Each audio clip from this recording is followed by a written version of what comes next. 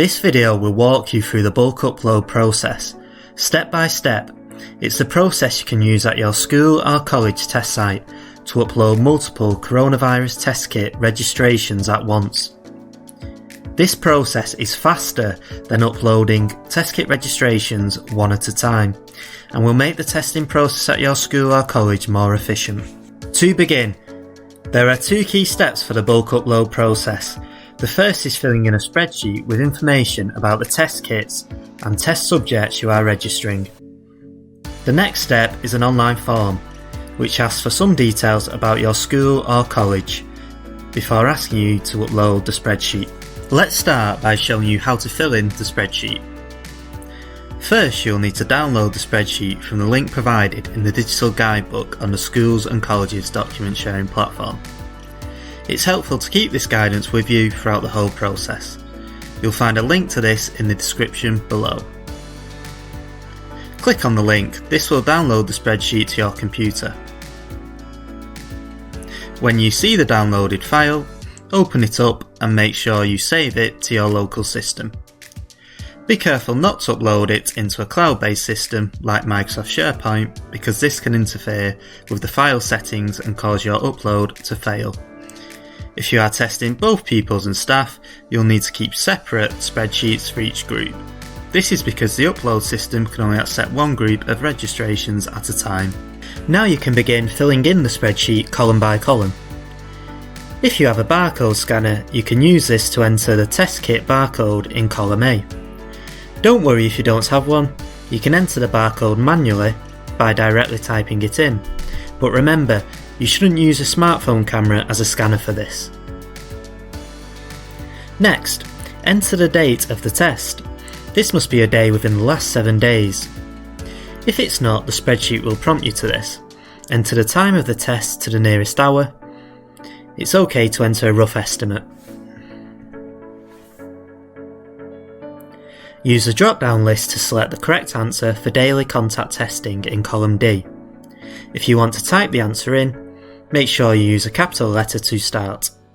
This is because all the columns of the drop-down lists are case sensitive. Next, you can start entering details about your test subject. This information should be taken from the details provided by test subjects and parents or guardians in the consent form, and should also be recorded in your school or college's offline COVID-19 test register. Please do not use details from your school's management information system, because the spreadsheet information must match that in the consent forms.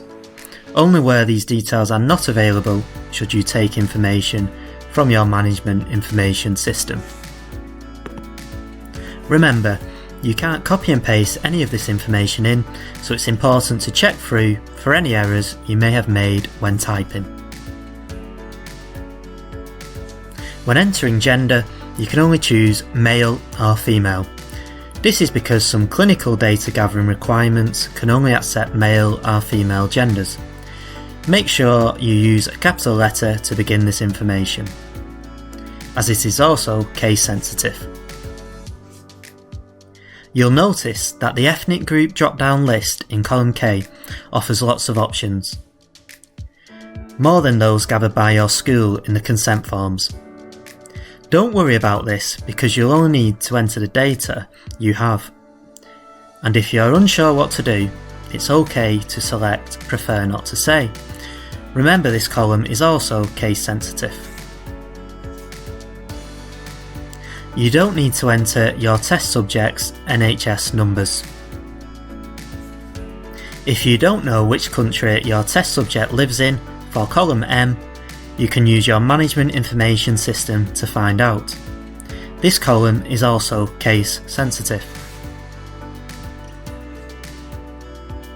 Make sure that you enter postcode in capital letters for column N. Column P is only relevant for staff, and you only need to enter details about students' part-time jobs if they spend most of their time there, such as an apprentice.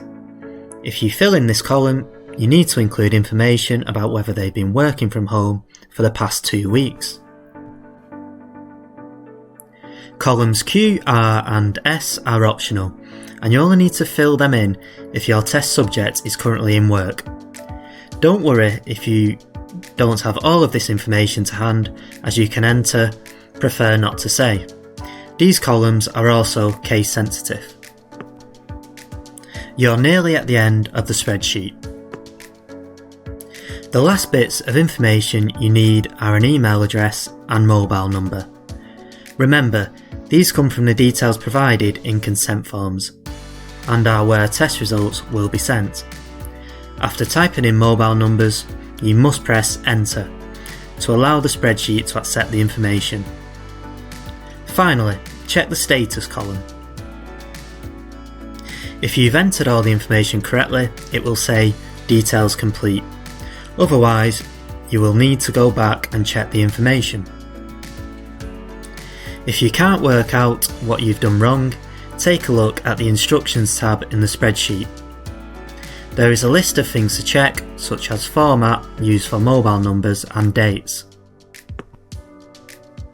When you finish filling in the spreadsheet, you are ready to upload it to the online service.